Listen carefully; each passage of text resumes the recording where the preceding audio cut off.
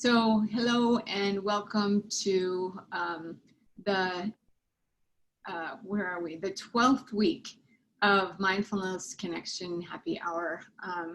Grateful for you all to be here and to join us. And wow, it's been quite a week. And so I want to start off, I'm sort of, each week I've sort of had a little bit of a theme, and this week is no different. And I'm not thrilled with my theme, but yet it's kind of what's speaking to me, which is a heavy heart, given what's going on in our country right now. And so, you know, that's really what I want to talk about, because I also want to think about what kind of healing we need to be doing, you know, in this cycle of grief and pain, really, that's being suffered across the country, but people are protesting everywhere, including around the world. So that's, in my mind, is hopeful, actually. And so I like to go there as well and think about the hope that comes with this really challenging moment. So with that, I'm going to start with the focus of where, you know, where we want to turn our focus to the origins of mindful meditation practice, as we do every week, and honor where it came from, in the hopes of challenging the idea of cultural appropriation. And so just wanting to mention and honor the fact that it is, you know, obviously I didn't make it up. It is an ancient religious and spiritual practice from Eastern cultures, indigenous cultures, Hinduism, Buddhism, many other religious aspects that have some sort of mindfulness practice, whether or not they call it mindfulness or not. I also want to begin by honoring, as we do each week, honoring the land we're all on, and honoring those who lived on the land before it was stolen. I want to honor all of the enslaved peoples who were transported against their will, and whose blood, sweat, and tears birthed the nation in which we live. I want to honor all of those who have chosen to live, work, and sacrifice in service to provide a sense of freedom and welfare for all. We honor the brave healthcare workers, grocery workers, delivery workers, and all other service workers who are on the front lines, putting the good and welfare of humanity above their own. This week, we honor all the families that have lost a loved one from police brutality, unfair incarceration, lack of physical and mental health care, and really all of the systemic social inequities that rise up, that lift up some at the expense of others. We honor all of those who are protesting the status quo that considers being a person of color in this country a liability rather than what it should be considered, a gift. We honor all the ways protesting can happen, whether it's in the streets, where you spend your money, or in deepening authentic relationships across social differences. Any kind of revolutionary act that actually challenges what we're taught and what we're socially conditioned to believe. With that, please join me in a moment of gratitude for all of the people and the peoples I just mentioned, and anyone else you'd like to honor at this time.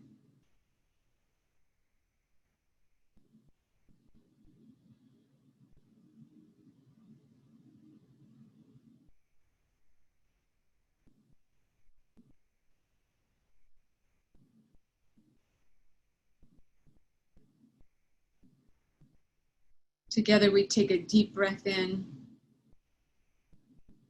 and exhale, and we say, thank you, thank you.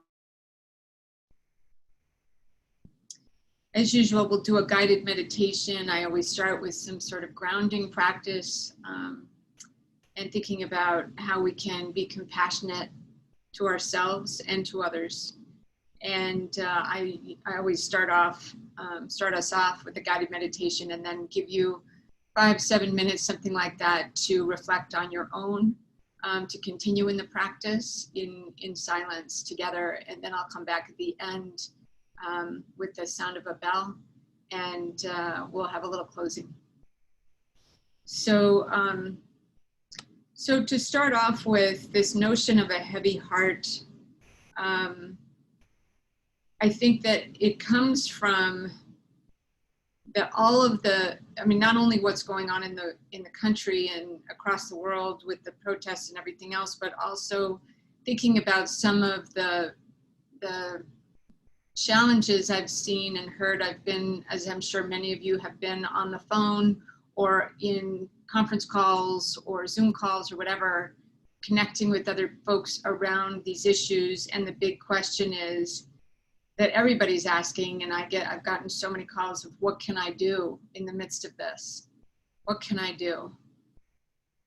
And I don't mind being asked that question. I would invite folks please not to ask that of a person of color, ever. Because for many reasons, the most obvious of which is it's really not their job to explain to you white privilege or what that means, or, you know, if you're a white person and you're not sure what to do, there are so many resources out there that can help you figure out what it is you can do. And most of the time that question is asked, what can I do, in a really passionate and compassionate way, perhaps to a person of color. And it's too much. It really is too much, given everything else that the communities of color are suffering through right now. And so I invite you to consider what you can do in terms of doing your own homework. There's plenty out there. You could even Google, what can I do in this moment, and something will come up that will hopefully spawn you, and I can give you lots of resources too of where to look if you need that. So when I think about all of this pain and the heavy heart and the suffering of a nation that's really only beginning to wake up to how deep and pervasive white supremacist ideology is, that it's in the air that we breathe, that we're all implicated, all of us. We're all implicated. We all need to unpack how we have been affected and infected at this time of COVID too. I mean, it's not, in my mind, it's not coincidental that this is all happening at the same time. What is our own role in perpetuating an unfair system? And I ask that question not to shame, but rather to figure out how we can connect to the problem. Because if we see it as someone else's problem, it'll never get fixed. We need to see for ourselves. And I'm not just talking about for white folks, I'm talking about for everyone. We all need to, we've all been breathing the same air. So we need to think about how we can create change, each of us. So with that, I'm going to invite you to go deeper, the embodiment of all of this, and think about what we need in terms of hope and healing, and we'll go there as well in this guided meditation. So I'm going to invite you to, if you like, if you're comfortable closing your eyes, feel free to do so. If not, I invite you to gaze down gently about a foot in front of you. Just focusing inward. And notice what your body is doing.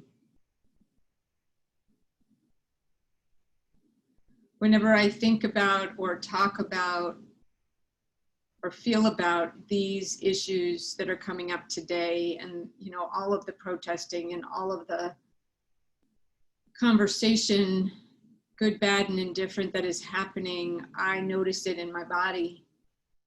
I notice that I'm tense, that my stomach tends to clench. My shoulders tend to come up towards my ears. So I'm going to invite us just to notice where you feel all of that in your body, even as I was talking about some of the ways white privilege and white supremacist ideology and all of that affects us. Just think about where you feel that in your body. We don't tend to ask that question. And if we're not asking that question, we may be missing opportunities for healing. So with your eyes closed or gaze down, once again, I'm inviting you just to notice looking inward. Notice if there's places in your body that are tense, or if you're holding your breath at all.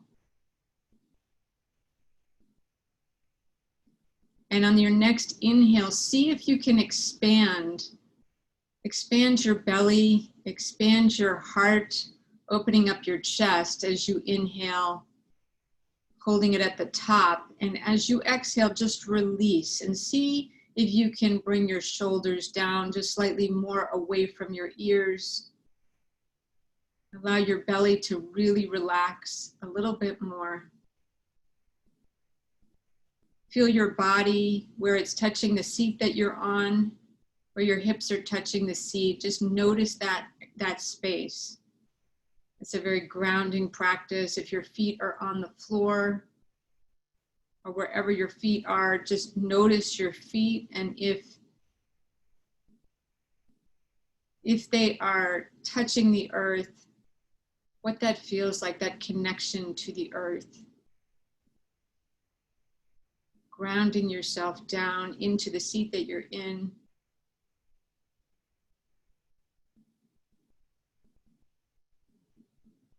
Notice once again where your shoulders are. If they've started to scrunch up towards your ears, see if you can relax them again.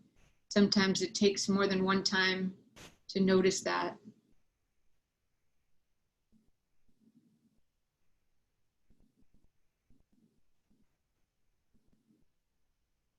Notice your throat. Is your throat feeling constricted in any way? And if it is, just as you take your inhale, breathe into that space. Because we're going to need our voices, so we want to clear the energy there. And as you exhale, just expand out.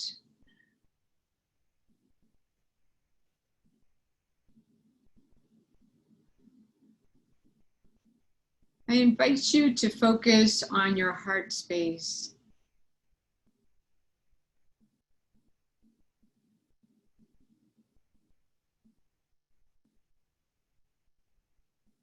And I'm going to invite you to use your imagination here.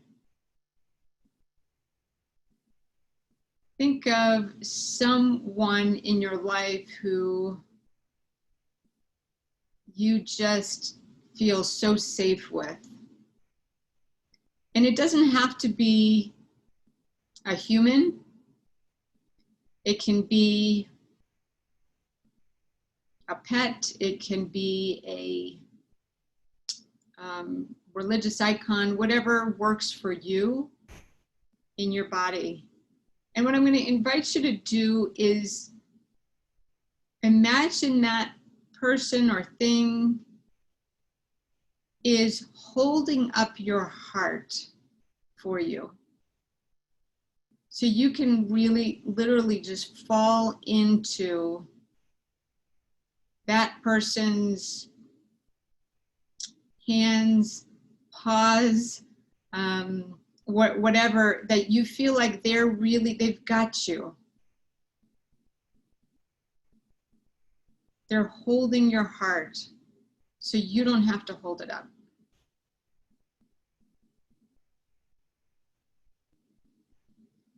And see if as you exhale, you can actually release your heart space just a little bit.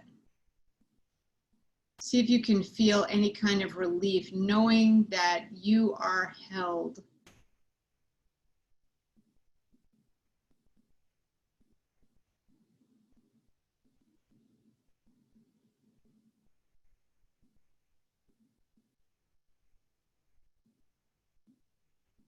Take a deep inhale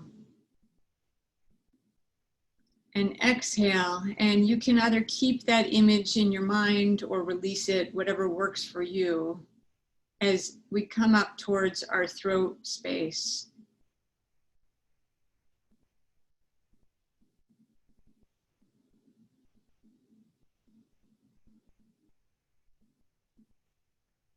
And I invite you just to focus on that, on your throat. the energy center that allows you to speak freely and openly, and perhaps even to challenge when you need to.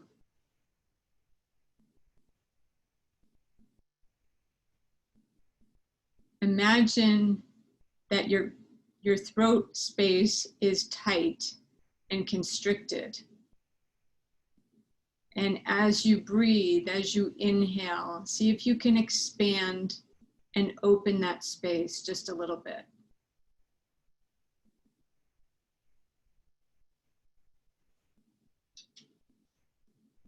Maybe there's some light, I always would say a blue light inside that's just shining outwards.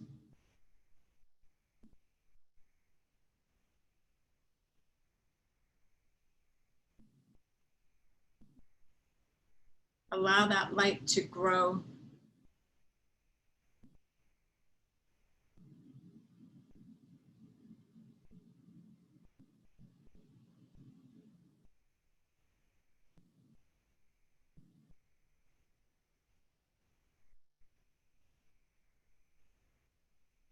Coming back to your center, knowing that that light will continue to grow. Coming back down to your heart center. We want to speak from our heart. Our heart needs to be clear as well. I'm going to invite you to bring one hand to your heart, your dominant hand to your heart, pressing on your heart.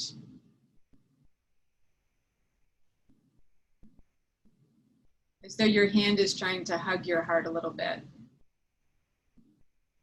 Offering yourself some loving kindness. May I be well. May I be healthy. May I be happy. May I live in peace and without suffering.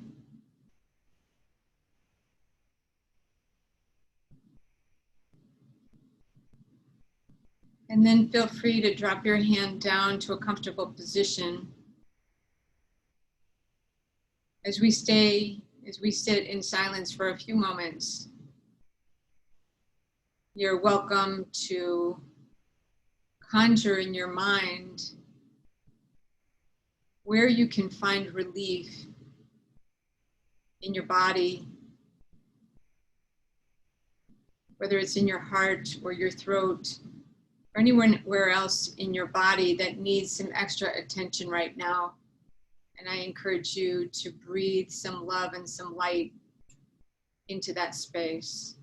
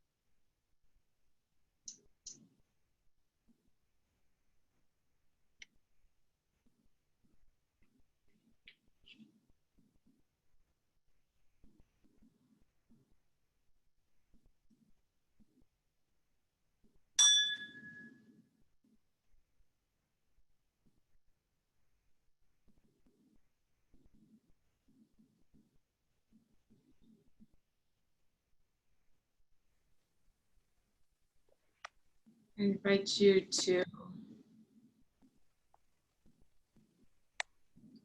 take a deep breath.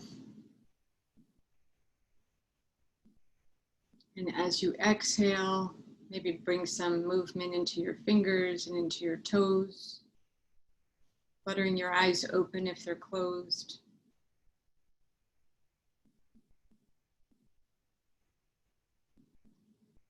And thinking about how we can move forward with the pandemic,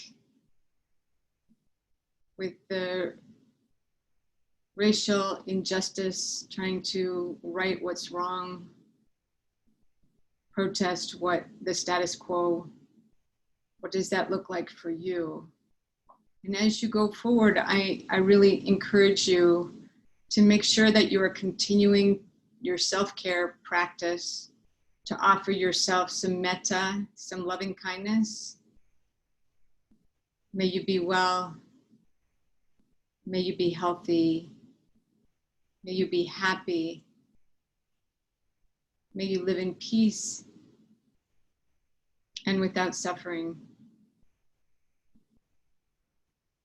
I want to thank you all so much for joining me on these last 12 weeks. I'm excited to offer the opportunity that you'll find in the email reminder, and there'll probably be another one coming out this week with a link offering the opportunity to have a meeting, private one-on-one session with me for 30 minutes, and we can talk about what it is in your life that you would like some guidance and support on. And I will create a personalized meditation, guided meditation for you. It could be on anything, any area of your life, whether it be, your own health and wellness, stress reduction,